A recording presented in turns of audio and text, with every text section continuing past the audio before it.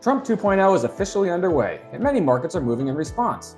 Currencies like the Mexican peso and Canadian dollar just dropped in response to tariff threats, for instance, while Bitcoin briefly hit a record high above $109,000 on expectations for looser regulation. But what about energy? How will underlying commodities and energy sector equities trade in a new Trump administration? What impact will drill baby drill policy, a lighter regulatory touch, and other factors have on production, supply, pricing, and more? Joining me to get you answers is one of the nation's foremost sector specialists. He's Robert Bryce, noted author, lecturer, filmmaker, and podcaster. Robert, welcome to the Money Masters Podcast. Happy to be with you, Mike. Robert, I know your experience in the sector goes way back. You're a new guest and obviously have some new perspectives to share on the show. So why don't you start by talking a little bit about your background in the energy sector and what it is your work in that entails? Sure. Well, first, glad to be with you and looking forward to being at the Money Show event in Dallas coming up in April 4th, isn't it? I think that's right. Yeah, so I've been a reporter my whole career and focused on energy and power for that whole time, now going almost 40 years as a professional journalist. So starting to get the hang of it. Been a reporter my whole career, never had a real job. That's what I do as my profession. What I'm really about is my family, my wife and kids. I've been married to Lauren, my wife, for now 38 and a half years. We got three great kids, Mary, Michael, and Jacob. I live in Austin, Texas, and really count myself very fortunate to do what I do. I've written 6 books on the energy and power sectors. My first book was on Enron. My latest book is called A Question of Power, Electricity and the Wealth of Nations. Co-produced 2 documentaries. And I travel a lot. I speak a lot on energy and power issues. I'm going to be in London next month. I was in Chile last year. I'm insanely fortunate to do what I'm doing, and really happy to talk about these issues because energy is the most important sector in the world, and every other sector depends on it. Yeah, absolutely. I've got to start with the obvious topic here. I mean, the impact of Trump 2.0 on energy markets and energy pricing. If you had to kind of start from 36,000 feet up, what are you seeing as some of the primary drivers there over the next year? Sure. Well, I've just been finishing an article on this very thing, and the point that I'm making is that in his first day in office on January 20th, Trump issued a bunch of executive orders, including withdrawing from the Paris Climate Accord, another on wind energy, and another on unleashing America's energy. This is the biggest single-day turnaround in energy policy in American history, from the Biden administration now to Trump. I mean, it could scarcely be more stark. It is 180-degree turn, and nearly every policy and mandate that was implemented during the Biden administration of any substance has been revoked or is going to be reversed by the new Trump administration. Sure. Now, what does that mean for pricing, and what does it mean for investors? Geez, I mean, a lot of potential things. One of the things I'm hopeful about, and this is something that I'll probably mention when in Dallas, but is that our new Secretary of Energy, Chris Wright, will be able to move the needle forward on nuclear energy, which is desperately needed. We need a more diverse fuel supply. But I think also it's very clear, regardless of, I think, and this would have been the case regardless whether it was Trump or Biden or rather Kamala Harris and the new administration, we're going to see a lot more demand for natural gas. And that's something I'm going to be one of the focal points of my discussion in Dallas. Robert, a layperson might think or hear drill baby drill and think, higher production, higher supply, lower prices, a simplistic way, I guess. But is there any accuracy to that? And I guess I would say why or why not? Sure. It's interesting because there are all these claims over we're going to see a lot more drilling. Well, we have a lot of drilling already. And despite the Biden administration, and I don't say this is a partisan, I'm not a partisan, I'm not a Democrat, I'm not a Republican, I'm disgusted. But it's clear that the U.S. oil and gas production grew dramatically under the Biden administration. And it's kind of ironic in many ways in that this has been the most anti-hydrocarbon administration in American history. I think that's very clear, the Biden administration. And despite that, U.S. oil and gas production is at record levels. Now, why is that happening? Well, because so much of that production is occurring on private land, and in particular in the Permian Basin in West Texas and eastern New Mexico. So there were major efforts, including one of his last moves in office, to fence off wide swaths of 650 million acres, I think it was, of offshore federal lands from future drilling. but the drilling is ongoing. So I don't know. I mean, the bottom line, the short answer to your question is drill, baby, drill. I don't know that the oil and gas industry needs to drill anymore. They're at prices now where they're profitable generally. And so I don't necessarily see a big increase in production. I'm glad you brought that up because part of, when I look at the industry, obviously in the mid 2010s, the huge shale oil boom and then bust. You had in 2020 with the pandemic, negative oil prices. Do you think those kinds of events, still sort of the lingering memory or business experience back then, are going to lead to more restraint, sort of more disciplined production, even in a looser regulatory environment? Well, this is the key, right? And you hit on it exactly right, Mike. What we saw in the 2000s in the wake of the shale boom and the discovery of shale, and it was very little discipline among the drillers, right? That they were just drilling to drill, and they burned up, by some estimates, $300 billion in capital was just destroyed by these drillers because they were did not concern themselves with return to his shareholders. I think those days are over now, and you see a lot more capital discipline among the upstream companies, both the publicly held ones and the private companies, and I think that's going to continue. Where I think the interesting play is, and it's I don't claim to be an investing expert. I'm a reporter, but as I look at these issues in these sectors, what to me seems to be the area where investors, if they're interested in the long term, look at the pipelines. Don't bet on the price of natural gas or the commodity, because that's a hard game to win at, pricing any kind of commodity. Instead, play the volume game, and that's a pipeline story. Pipelines, and I guess my other question would be, what about the LNG, the export policies of this country and the trend there? How do you think that's going to impact particularly nat gas over the next couple of years? Yeah. Well, the story in energy growth in the U.S. is natural gas.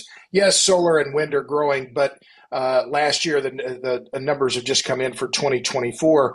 Gas-fired generation in the U.S. again, the growth in gas-fired generation again was faster than the growth in solar and wind, which is remarkable. And that was true in 2023 as well. So you add in the growing tendency in the electric sector to burn more gas. And remember, Enron was a pioneer, and my first book was on Enron in 2002. Enron pioneered that, and now what we're seeing is natural gas accounts now for about 45% of all the electricity produced in the U.S. Data center demand all of that new demand is going to be fueled by natural gas-fired generation, because solar and wind are useless effectively when it comes to data centers. We can't build nuclear fast enough. Add in the increase now in LNG exports that is almost certain under the Trump administration. And I think there's a bullish case for gas demand. Now, what will that mean in terms of gas price? I wish I knew, Mike. And if I knew, I would own the Money Show and all the hotels in downtown Austin and everything else. Predicting price on commodities, as everyone knows, is devilishly difficult. I hear you. Let's talk about the whole AI demand and the AI-related consumption and electricity and data center demand. I mean, how big is that story? Is it overhyped, underhyped? I'm kind of curious as your take on that. I try, when I look at those issues, I try and be very disciplined in how I think about it. Okay, well, I see the bullish case, but what could be the thing that undermines that? And let me just talk about what would undermine that bullish AI story is. Well, the history of computing is one of increasing efficiency, right? We walk around with these phones and we just, but this is really would have been a supercomputer, 20 years ago. I mean, it's astonishing how it's become, to quote the title of one of my books, smaller, faster, lighter, denser, cheaper, right? Well, so the power draw in this phone is a fraction of what an older phone was 20 years ago, or even a desktop computer. My laptop now doesn't even have a cooling fan in it. Right, because it doesn't create that much heat. Whereas, the first laptops, those things would burn your leg because the chips were so hot, and that was an indicator of how inefficient they were. So, the bearish case on the AI demand, of course, is that AI is going to help these data centers become more efficient themselves. The bullish case, of course, everyone knows. And when you look at the bullish case for, there's this latent demand, whether the hyperscalers, as they call them, Google, Amazon, Meta, the rest, they're going to build as much capacity as they can, but it's going to have to come from gas. And what we're seeing already is about 7.5 gigawatts, that's 7,500 megawatts of new gas-fired capacity under construction in the U.S., which is roughly, by the way, about equal to the amount of new demand that is expected from the data centers that are under construction. So this it's clear gas demand is going to rise, and it rose about 2% last year. It's going to continue rising for displacing coal, AI, all the reasons we've been talking about. Fair enough. Let me go back to, I actually pulled some figures I wanted to kind of see from election day Sure. to now how different underlying commodities and stocks in the sector are performing. And, nat gas is the big star, up 46% in price. Crude oil is about 10%. Energy stocks are slightly outperforming, but not by much versus the S&P. Is that just a case of, whether trumps all and that's what's going on in gas, or what else is leading to, again, if the mainstream story is Trump's going to be drilling, the underlying commodities, it's going to be tough for prices to rise. Why are we actually seeing basically a big rise in nat gas and a solid rise in crude oil from election day through now? Well, one of the reasons that we're seeing higher nat gas prices at the moment is cold weather. I'm in Austin, Texas, and there's snow on my porch. We don't get a lot of snow in Austin. So we're seeing a lot of gas being used for power burn. But I think the cautionary note here is that, remember, the drilling sector and the upstream oil and gas sector is incredibly innovative. I mean, this is the story since Spindletop. It's the story since the discovery of the East Texas field in 1931 by Dad Joyner. And that is, again, smaller, faster, lighter, denser, cheaper. The drillers are just getting so much better at drilling and completing wells and bringing them online. And this is the part where we talked about discipline before, that drillers want to drill, man. That's who they are. And when you see gas prices get to $4 and they stay there, my assumption is those guys are going to say, hey, we can make money at $4. We weren't making money at $2. We'll make money at $4. And because their cost of drilling and completion, relative to the overall value of the well, has declined, that's going to test their discipline. So again, that's one of the cautionary notes about investing on the price. And the other, of course, is the basis differential, right? The basin differential. So one of the things that happened last summer at a trading hub called Waha in West Texas, which is right near the Permian Basin, gas prices were negative, and they stayed negative. In fact, they went negative to the tune of $3 or $4 per million BTUs. So if you had a friend of mine helps or works with a fertilizer plant out in that region, imagine you're in business and you use a lot of natural gas, and the gas supplier is paying you to take their fuel. Now, that's a good deal if you're the off-taker, right? If you're a driller, it's lousy.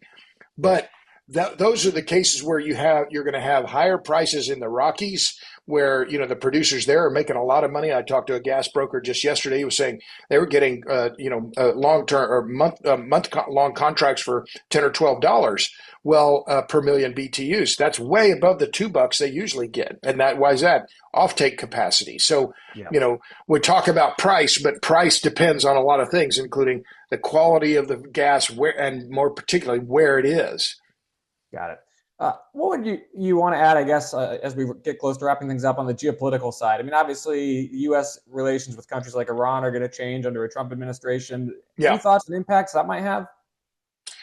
Well, I think it's critical. One of the points on the LNG side, and we talked about that just a little bit, but it's very clear, and the EIA, the Energy Information Administration, has pointed this out several times. The U.S. is now the most important supplier of LNG into the European market. So what is clear now in the wake of Russia's invasion of Ukraine is that the internationalization of natural gas has accelerated yet again.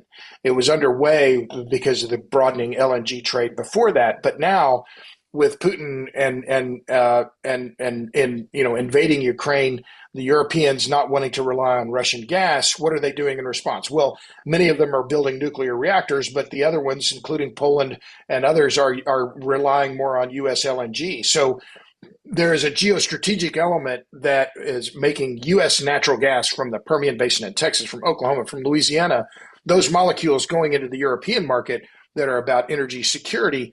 But there's also this broader geostrategic issue around, okay, well, is Russia going to stay out of the game? Are the Germans going to make up and play nice with the Russians? But, Germany has driven themselves into the ditch. And, I'd feel sorry for them if they just didn't do it with such great gusto. But that's a lot longer story than what we have time for now. But Europe is in a world of hurt when it comes to natural gas supplies. And that makes U.S. gas that much more important to the European continent. Got it.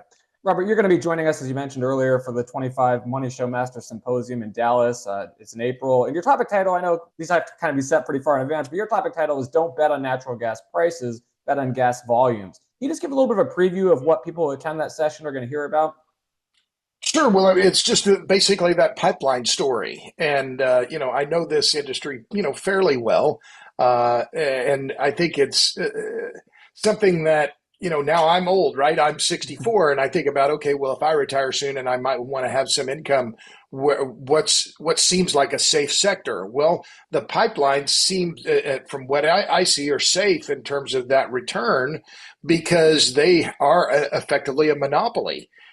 There's no one else that's going to come in there. I mean, anyone can open an ice cream shop, right? And you can put it right next door to it. Nobody can, if you have a pipeline, a 48-inch gas pipeline that goes from Texas to, let's say Boston, not very many companies are going to be able to come in and duplicate what you have. Those assets are extraordinarily difficult to duplicate. And now, particularly with all the issues around permitting, it's effectively impossible. So these companies that have these rights of way, Kinder Morgan, Williams, Energy Transfer, Enterprise Products, Magellan, they have I'm not going to say a monopoly, but they have control over the movement of critical commodities for the U.S. economy. So given that, it just seems to me, and again, I'm a pretty simple guy. If I can understand it, I don't understand Bitcoin, but the pipeline business to me seems it's very obvious about what their strategic advantages is, and effectively, what they call in the business the moat, right? And they have a moat around their businesses.